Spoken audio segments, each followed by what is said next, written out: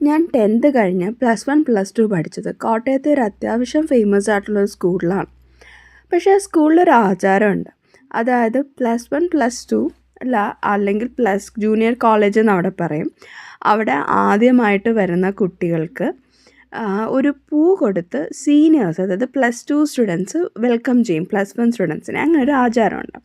അപ്പോൾ നല്ല പൂ, ഇപ്പം നമ്മൾ ശരിക്കും പറഞ്ഞാൽ നമ്മുടെ ലൈഫിൽ എൻട്രൻസ് അങ്ങനെ എല്ലാ കോച്ചിങ്ങും പ്രൊവൈഡ് ചെയ്യുന്നൊരു സ്കൂൾ കൂടെയാണ്.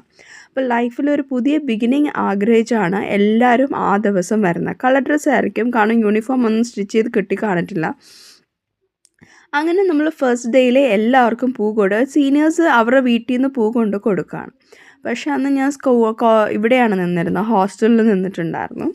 അപ്പം എന്താ പറ്റിയെന്ന് വെച്ച് കഴിഞ്ഞാൽ എനിക്ക് കിട്ടിയ പൂവെന്ന് പറയുന്നത് ചെമ്പരത്തി പൂവാണ്. അപ്പോൾ വൈകുന്നേരം സ്കൂളിൽ നിന്ന് വൈകുന്നേരം തിരിച്ച് ഹോസ്റ്റലിൽ വന്ന് എല്ലാവരും നമ്മൾ ഡിസ്കസ് ചെയ്യുമ്പോൾ എൻ്റെ ഫ്രണ്ട്സിനൊക്കെ വളരെ നല്ല എന്താ പറയുക, ഒരാൾക്ക് റോസാപ്പൂ കിട്ടി, ഒരാൾക്ക് ഒരു ബൊക്കെ പോലത്തെ ഒരു ആർട്ടിഫിഷ്യൽ ബൊക്കെ പോലത്തെ ഒരു 1 ഫ്ലവർ ബൊക്കെ കിട്ടി, ചിലർക്കൊക്കെ നല്ല കിട്ടി. എനിക്ക് മാത്രമാണ് ചെമ്പരത്തി പൂട്ട് കിട്ടിയത്. അത് ഞാൻ അവിടെ തന്നെ കളഞ്ഞിട്ട് വരേണ്ട അവസ്ഥയാണ് ഉണ്ടായത്.